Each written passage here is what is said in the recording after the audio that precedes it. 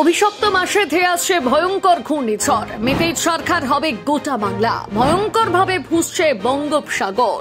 চোখের ঘুম কেড়েছে নতুন সাইক্লোন। পশ্চিমবঙ্গবাসীদের ঘাড় মুটকে দেবে, টক্কর দেবে আয়লা আমফানকেও।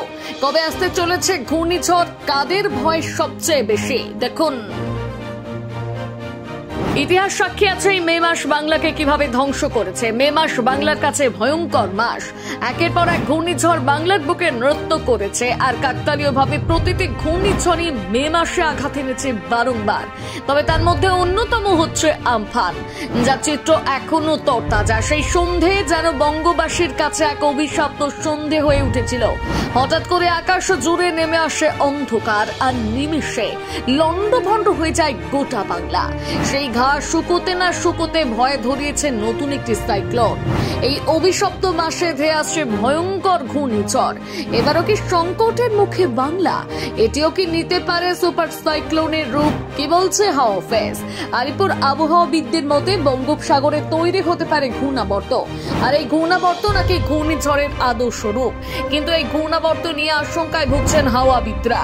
যদি তাদের আশঙ্কা অনুযায়ী এই ঘূর্ণাবর্ত নিম্নচাপে পরিণত হয়, তাহলে সর্বনাশ। ঘূর্ণাবর্তের জেরে চলতি মাসে ধেয়ে আসতে পারে ভয়ঙ্কর ঘূর্ণিঝড়। আর এই খবরটি বঙ্গবাসীদের মাথায় চিন্তার ভাঁজ সৃষ্টি করেছে। কারণ শুধু আমফানই নয়, আয়লা থেকে শুরু করে ফণী, ইয়াসের দাপটে কম কিছু ছিল না। চোখের নিমেষে তোলপাড় করে ফেলেছিল গোটা বঙ্গকে। বিপুল ক্ষয়ক্ষতির মুখে পড়তে হয় সকলকে, আর সেই ভয়েই বারবার মনে করাচ্ছে।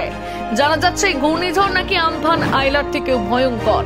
আলিপুর আবহাওয়াবিদদের মতে আগামী 19শে মে বঙ্গোপসাগরে একটি ঘূর্ণাবর্ত তৈরি হতে পারে, আর এই ঘূর্ণাবর্ত নিম্নচাপের রূপ নিতে সময় লাগবে 21শে মে অবধি।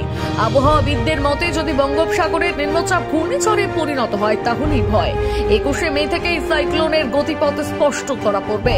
24শে মে বঙ্গোপসাগর থেকে এই সাইক্লোন গতিবেগে স্থলভাগের দিকে অগ্রসর হবে, আর 25শে মে হয়তো এই ঘূর্ণিঝড়ের আসল রূপ দেখা যেতে পারে। আবহাওয়াবিদদের অনুমান যদি ঠিক হয়, তাহলে আয়লা আমফানের মতন একইভাবে ভয়ঙ্কর ক্ষয়ক্ষতি হওয়ার আশঙ্কা রয়েছে। কিন্তু এখনই ভয় পাবেন না, কারণ যতক্ষণ না বঙ্গোপসাগরে ঘূর্ণাবর্ত তৈরি হচ্ছে, ততক্ষণ এর সঠিক আপডেট বলা যাচ্ছে না। এমনকি এই ঘূর্ণিঝড় আদৌ পশ্চিমবঙ্গ নাকি পড়শি দেশ বাংলাদেশে আছড়ে পড়বে, তারও কোনো সঠিক আভাস মেলেনি।